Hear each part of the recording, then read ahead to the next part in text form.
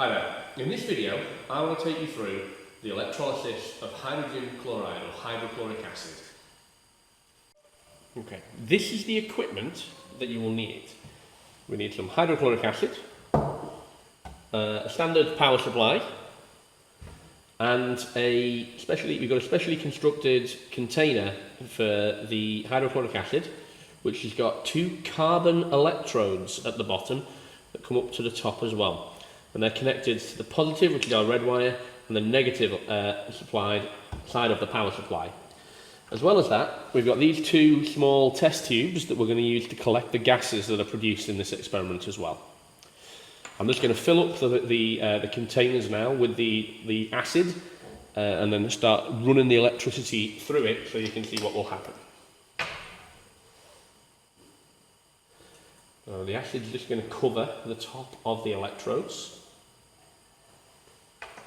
And then I'm also going to put a small quantity of the acid in each of these test tubes as well, just so it's easier to put them upside down over them.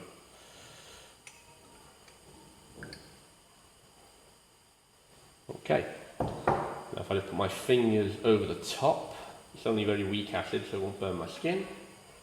So maybe this hand will be easier. There we go, and they've gone over the top and I've only got a small quantity of air gone into my tubes. Okay, now when I turn on the electricity, we will find that there are bubbles formed at both of these electrodes. And just visible on each electrode now are small bubbles of gas being formed. And they are reaching up to the top here of each tube and will slowly fill it with gas. While this has happened, I'll just explain a little bit about what's going on. The positive electrode will attract the negatively charged chloride ions in the hydrochloric acid. When they reach that electrode, they will give up electrons and become chlorine gas, which will rise to the top of the tube. The negative electrode will attract the positively charged hydrogen ions in the acid.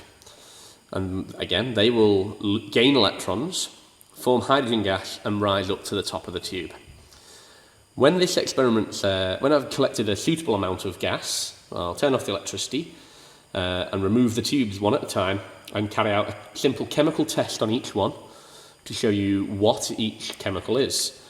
Hydrogen gas is explosive, so when I put a lit splint near the top, it'll burn with quite a characteristic squeaky pop. And when the chlorine gas doesn't really burn, but what I can do is use some litmus paper, like this here, red paper, and when I put that into the tube, it will bleach the colour and take it away, like chlorine bleach at home that you use on your toilet, or on even some some clothes washing as well if you need to. Only on your whites, otherwise you'll ruin them and your mum will shout. Okay, so now we've produced a significant quantity of both gases at each electrode, and I'm going to carry out the chemical tests for each one to prove which one is which. So my first one is I'm going to remove my test tube of hydrogen, and I'm quickly going to insert my lit splint into the end. Lit splint. There we go. And there's a little pop which shows that it's hydrogen because it's flammable. The other tube contains chlorine gas. And chlorine gas is a bleaching agent, and so this red litmus paper that I've got here will be decolorized by it, which should go white. See if it works.